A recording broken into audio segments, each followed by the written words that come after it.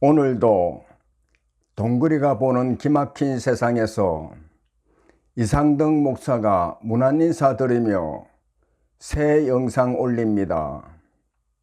언제나 건강하시고 즐겁고 행복한 시간 보내세요. 안녕하십니까? 오늘은 세상의 기쁨, 하나님의 사랑과 슬픔이라는 제목으로 함께 생각해 보겠습니다. 혹한이 몰아닥친 어느 겨울밤, 얼굴을 가린 괴한들이 6명의 인질을 잡아와 외딴 곳의 어두운 창고에 가두어 두었습니다. 그 창고는 몹시 추웠습니다. 그들은 창고 안에 있던 나무 조각들을 주워다가 모닥불을 피워놓고 추위를 달래기 위해 나무 의자를 하나씩 가져와 모닥불 주위에 둘러 앉았습니다. 밖에서 구조해 줄 때까지 계속 불을 피우지 않으면 추위를 피할 길이 없었습니다. 창고 안에 있던 나무로 된 모든 물건은 모두 가져다가 불을 피웠는데 이제는 불을 지필 나무가 없어 모닥불이 꺼져가고 있었습니다. 남아있는 나무라고는 각자가 앉아있는 나무 의자밖에 없었습니다. 그러나 아무도 자기가 앉아있는 나무 의자를 부수어 모닥불을 지피려 하지 않고 각자가 이렇게 생각하고 있었습니다. 미모의 백인 여인은 맞은편에 앉아있는 흑인 남성을 바라보며 내가 왜 저 검둥이를 위해 내 의자를 내어놓아 불을 지피나 어림도 없다. 남루한 옷을 입은 가난한 노동자는 앞에 앉아있는 화려한 옷을 입은 중년 부자를 보며 내가 왜 저 부자를 위해 내 의자를 땔감으로 내어놓아야 하나? 이건 말도 안 돼. 부자는 생각하기를 내 평생에 내 것은 한 푼이라도 축낸 일이 없어. 이건 내 신조야. 흑인 남성은 평생 백인에게 얼마나 많은 차별을 받으며 살아왔는데 왜 저 백인들을 위해 내 의자를 내어놓아? 죽으면 죽었지 절대로 안 돼. 나이가 꽤 들어 보이는 교인은 교회 밖에서는 절대로 베푼 일이 없는데 내가 왜 내 의자를 땔감으로 쓰나? 그렇게는 못하지. 마지막으로 남아있는 동령 사람은 다른 사람들이 눈치를 보며 아무도 자기 의자를 내놓으려 하지 않자 왜 내 의자만 태우나? 그럴 수는 없어.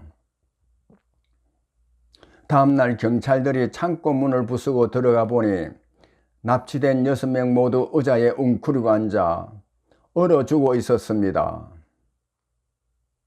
사랑과 희생이 없는 곳에는 죽음과 멸망이 있을 뿐이며 사랑과 희생이 있는 곳에는 생명과 구원이 있습니다. 기독교는 하나님의 사랑과 희생 위에 세워진 것입니다. 하나님이 죄로 인해 영원히 멸망할 사람들을 구원해 영원한 생명을 주기 위해 사랑하는 아들, 기뻐하는 독생자를 이 땅에 보내 우리의 모든 죄와 허물을 담당하고 십자가에 달려 하나님 아버지로부터 버림받고 죄인들로부터 희롱을 당하며 지옥과 같은 고통 가운데 죽기까지 한 것입니다. 하나님은 세상 사람들을 구원하기 위해 성자 하나님이 처녀의 몸을 통해 이 땅에 메시아 즉 그리스도로 오실 것을 선지자들의 말씀을 통해 예언했습니다. 로마 황제 아우구스토가 모든 백성에게 고향으로 가서 호적을 하라는 영을 내렸습니다. 하나님의 뜻대로 요셉과 정혼하고 있던 동정녀 마리아가 이사야서 7장 14절의 말씀대로 성령으로 잉태했으며 요셉은 잉태하고 있는 아내 마리아와 함께 호적하러 고향 베들레헴으로 올라갔습니다. 그러나 베들레헴에는 여관마다 빈방이 없어 요셉과 마리아는 춥고 지저분한 짐승 우리에 거할 수밖에 없었습니다. 거기서 아기 예수가 태어났으며 아기 예수는 포대기에 사여 짐승의 먹이통인 구유에 뉘었습니다.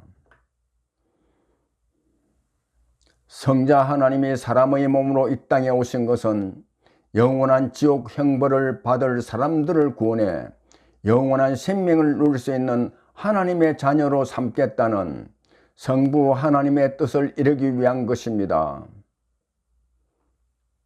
그래서 성탄절은 우리에게는 구원과 큰 기쁨이요 하나님께 영광과 찬송을 올려드리는 즐거운 날입니다. 그러나 이것만 알면 하나님의 깊고 높고 넓은 그 사랑과 은혜를 충만하게 누릴 수 없습니다. 하나님 아버지에게는 아버지의 뜻을 이루기 위해 성자 하나님이 하늘 영광 다 버리고 피조물인 사람의 몸으로 태어난 것 자체가 슬픔이요 그것도 짐승의 우리에서 태어나 강보에 사여 짐승의 모기통에 누인 것을 바라보는 것은 큰 아픔인 것입니다. 짐승의 우리는 어떤 곳입니까? 깨끗하고 따뜻하고 편안한 곳입니까? 짐승들이 머무는 곳이라 지저분하고 냄새나는 곳입니다. 강보란 무엇입니까? 쉬운 말로 포대기를 말하는데 그 시대에 가난한 목수 집에서 준비한 포대기인데 좋으면 얼마나 좋은 것이겠습니까? 또 구유는 무엇입니까?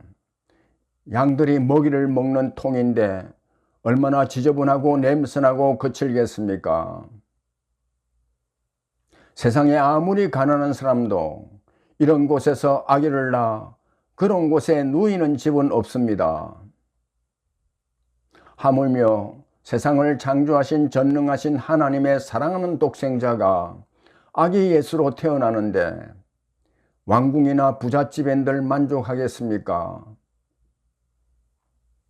하나님 아버지 거룩한 뜻을 이루기 위해 사랑하는 독생자가 아기 예수로 태어난 비천한 곳의 모습을 바라보는 아버지의 마음을 알아야 예수님의 탄생이 우리에게 주는 엄청난 은혜를 받아 누릴 수 있습니다.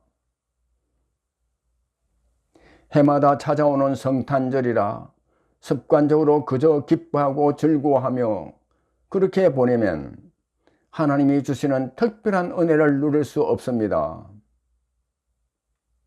짐승의 우리에서 태어나 짐승의 먹이통에 누인 아기 예수, 가난한 목수 집에서 자라난 예수, 결국에는 아버지의 거룩한 뜻에 따라 십자가에 달리게 될 아기 예수를 바라보는 하늘에 계신 전능하신 창조주 여호와 하나님 아버지의 심정을 헤아리고 그 심정이 우리 심정에 와닿을 때 은혜 위에 더한 은혜를 누릴 수 있습니다. 그래야 예수 그리스도께서 아기 예수로 태어나면서부터 우리에게 베풀어 주신 하나님의 한량없는 사랑을 깨닫게 되고 그 사랑과 그 기쁨을 누리며 의지하는 믿음의 사람으로 거듭나 삶의 현장 곳곳에서 하나님의 영광을 드러낼 수 있는 것입니다. 누가복음 2장 10절에서 12절 말씀입니다. 천사가 이르되 무서워하지 말라. 보라 내가 온 백성에게 미칠 큰 기쁨의 좋은 소식을 너희에게 전하노라. 오늘 다윗의 동네에 너희를 위하여 구주가 나셨으니 곧 그리스도 주시니라. 너희가 가서 강보에 사야 구유에 누워 있는 아기를 보리니 이것이 너희에게 표적이니라. 감사합니다.